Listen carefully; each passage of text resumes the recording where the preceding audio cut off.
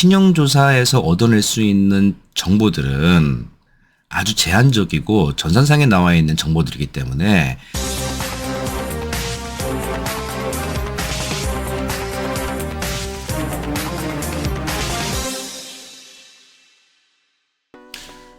안녕하십니까. 채권 추심하는 백우현 팀장입니다. 오늘은 채권 추심하면서 가장 중요한 것, 채무자의 재산, 그 다음에 변제 여력들 확인하는 방법하고 이거를 어떻게 활용해서 우리가 채권 추심에 적용할 수 있는지 간략하게 설명을 좀 드리도록 하겠습니다. 예를 들어서 우리가 채권이 확보가 됐다. 누구한테 돈을 빌려줬는데 그 사람이 약속을 안 지켰고 뭐 소송을 했든 공정증서를 받았든 어떤 채권이 이렇게 확보가 되면요. 가장 먼저 고민하는 게 뭐죠? 이 채무자가 왜 내 돈을 안 갚을까? 어떤 이유가 있을까? 내가 빌려준 돈이 다 없어졌나? 아니면 이 사람이 망했나? 아니면 내 돈을 숨겨놓은 건가? 뭐 이런 여러 가지 생각들을 하게 되죠. 근데 이제 채권 추심은 우리가 뭐 돈을 집행으로 뺏어오든 말로 받든 아니면 채무자가 자의적으로 변제를 하든 우리가 돈을 가져오는 행위들이기 때문에 가장 중요한 것은 채무자의 변제 의지라고 말씀드렸지만 그 다음에 중요한 것이 채무자의 변제 여력, 즉 재산이 있는 건지 뭐 변제할 상황이 돼 있는 건지 이런 부분들을 정확하고 팩트 있게 조사하는 것이 가장 중요합니다. 채권이 확보가 돼 있으면 채권자는 방법이 뭐가 있을까요? 자기 혼자 하든가, 그죠? 내 자신이 내 혼자 하든가 아니면 변호사나 신용정보회사 같은 자기를 대신해서 돈을 받아줄 수 있는 사람을 찾아가게 돼 있습니다. 오늘은 자기 혼자 하는 거 말고요. 누군가가 의뢰했을 때 우리가 재산을 조사하고 채무자의 변제 여력을 확인할 수 있는 방법을 좀 설명을 좀 드릴까 합니다. 대한민국에서 추심을 대신해서 위임하려고 한다 그러면 변호사들, 뭐 법무법인, 개인 변호사 사무실 이런 쪽에 의뢰한다거나 아니면 기획재정부의 인허가를 받은 제가 근무하는 신용정보회사에 의뢰를 하셔서 추심을 하셔야 됩니다. 근데 이제 재산을 조사하는 경우는 변호사 사무실에서는 뭐 저희 신용정보회사처럼 뭐 신용조사를 한다든가 뭐 직접 시사조사를 한다든가 이렇게 진행하는 것은 아니고요. 보통 다 제가 주변의 채권자들한테 얘기를 좀 들어보면 재산명시를 많이 한다고 해요. 근데 이제 재산명시는 제 앞전 영상에도 제가 설명드렸다시피 이게 좀 한계가 분명히 있습니다. 재산명시를 하려고 그러면 우선 판결문이나 공증이 확보가 되어 있어야 되고 이 확보가 된 판결문하고 공증 가지고 법원을 통해서 재산명시를 신청을 하면 재산명시 기일에 채무자가 법정에 나와서 선서하고 자신의 재산 목록들을 제출하게 되거든요. 가만히 들어보시면 아시다시피 나는 채무자한테 돈을 받아야 되는데 채무자가 법원에 나와서 자기의 재산 목록들을 진술하게 한다? 좀 이상하죠? 우리가 추심행위를 할 때 이 돈을 받을 수 있을지 없을지를 고민하려고 그러면 우리가 채무자 입장에 대보면 좋아요. 법원에서 제가 채무자인데 법원에서 저한테 재산명시 기일에 나와서 네가 가지고 있는 재산을 선서하고 솔직하게 얘기하라고 한다라고 하면 글쎄요, 뭐 솔직하게 다 모든 걸 얘기할 수 있을까요? 다만 재산명시 기일에 출석해서 자기의 있는 재산들을 솔직하게 얘기하지 아니하면 뭐 민사집행법 위반으로 처벌받을 수도 있고요.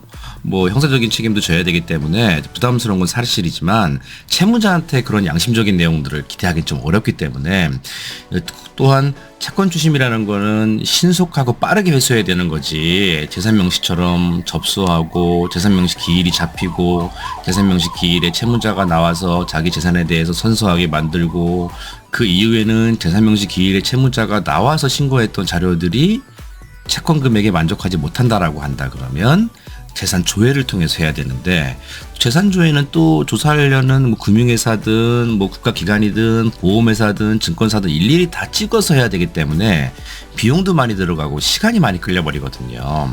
그래서 저는 여기까지 추심하면서 재산명시를 한 적은 거의 손가락에 꼽습니다. 거의 하질 않아요.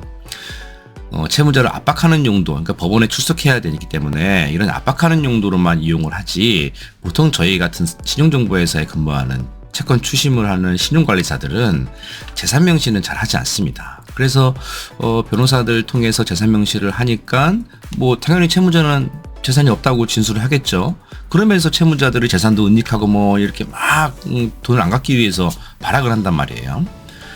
하지만 뭐 재산을 은닉하면 뭐 강제집행 면탈죄로 처벌받을 수도 있고, 하지만 이걸 가지고 또 고소하고 소송하는 절차들이 매우 난해하고 복잡하고 시간 들고 돈이 들어가기 때문에 효율적이지 못하다고 제가 말씀을 드리고 싶습니다.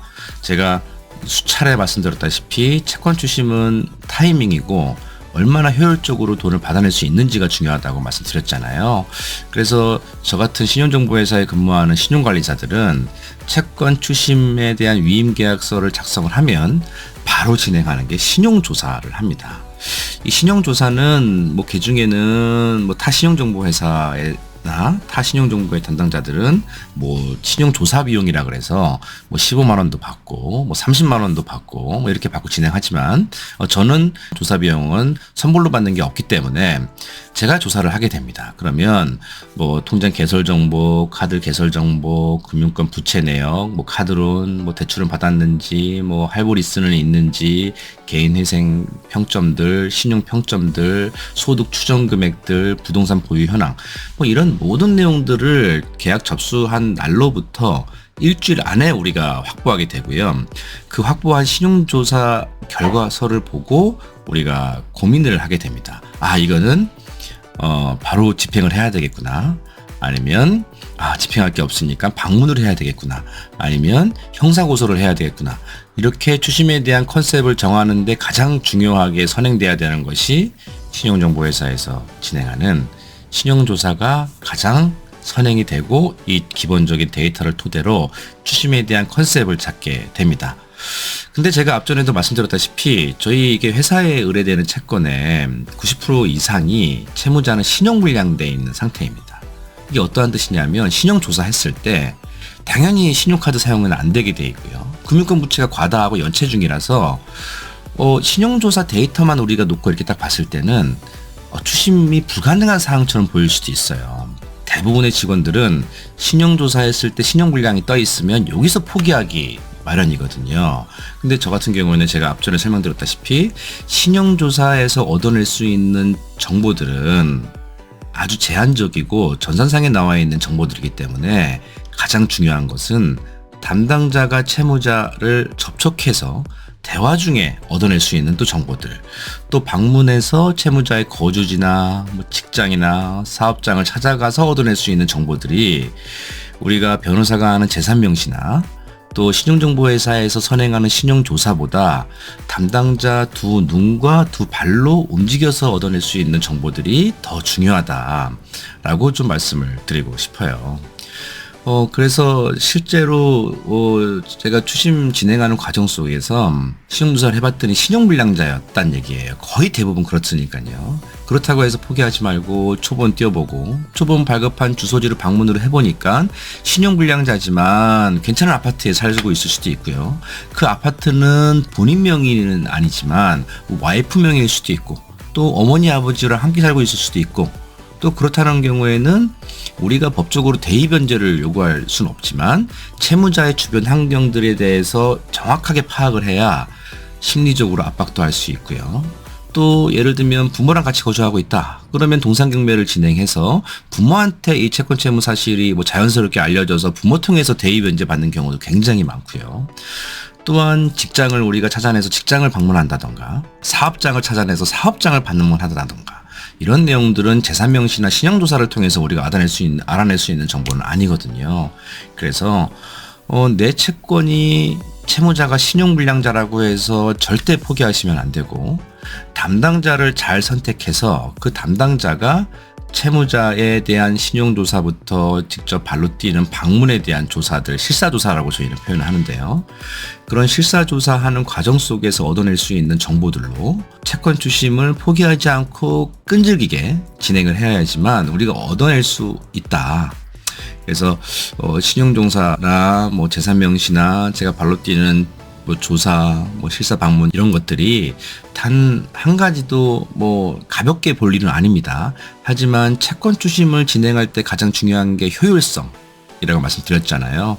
변호사들이 어드바이스 주고 또 네이버나 뭐 인터넷에 나와 있는 것처럼 판결문이나 공증 받으면 재산 명시하고 재산 명시해서 안 되면 채무불이인지 등록하면 알아서 채무자가 줄 것이다. 이거는 진짜 잘못된 내용이거든요. 그래서 꼭 추심 의뢰하기 전에는 가장 먼저 고민하셔야 될 게 과연 내가 채무자에 대해서 얼마나 알고 있는가, 또 그 알고 있는 내용들이 정확한 내용인지 아니면 헛소문인지에 대한 팩트체크를 하기 위해서 추심을 전문적으로 하는 담당자들한테 상담을 꼭 받아보시고요. 그 담당자 통해서 추심을 의뢰하게 된다라고 하시면 신용조사 결과가 안 좋다 그래서 너무 비관하거나 하지 마시고, 담당자를 선택했으면 그 선택한 추심 담당자를 믿으시고 또 방문도 잘하고 또 끝까지 포기하지 않는 담당자 선택하셔서, 신용불량자라고 해서 채권을 포기하는 게 아니고 끝까지 추적해서 잘 받아낼 수 있는 채권 추심에 대한 전문가를 선택하는 것이 이 채권 추심 진행하는데 가장 중요하다라고 말씀을 드릴 수 있어요. 내일부터 이제 구정 연휴가 시작되는데요. 오늘도 늦은 시간까지 채무자의 변제 상담이 또 있기도 했었고, 또 유튜브나 뭐 아니면 제가 출연했던 뭐 EBS 방송이나 또 아니면 뭐 인스타그램이나 뭐 블로그나 이쪽에서 또 건너 소개로 저를 또 만나러 오셔서 차도 한잔 하고 가셨고 또 같이 식사도 했는데요. 또 추심이라는 것이 그렇습니다. 제가 말씀드렸다시피 뭐 인터넷에 나와 있는 글들, 또 유튜브 영상들, 뭐 인스타그램에 대한 홍보물들, 이런 거를 보고 너무 급하거나 섣불리 선택하려고 하지 마시고요. 꼭 담당자를 한번 만나보시고 그 담당자가 나와 어울리는 담당자인지 또 여러 부류의 사람들을 만나보면서 아주 신중하게 생각하셔서 우리 채권자들께서 원하는 결과를 꼭 얻어낼 수 있도록 진행하시는 것을 추천드립니다.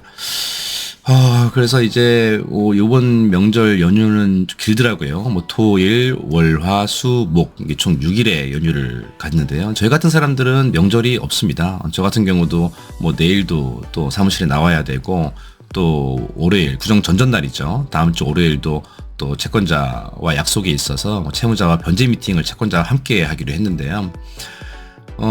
이 추심이라는 것은 법적으로는 아침 9시부터 저녁 8시 일몰전까지만 할 수 있지만 그 중간중간 진행하는 조사들이나 아니면 이 채권에 관심을 갖고 파일을 열어본다던가 아니면 채권자와 만나서 상의하는 내용들, 또 채무자가 변제 상담을 원하게 된다라고 하면 저 같은 경우는 또 새벽에도 만나기도 하거든요.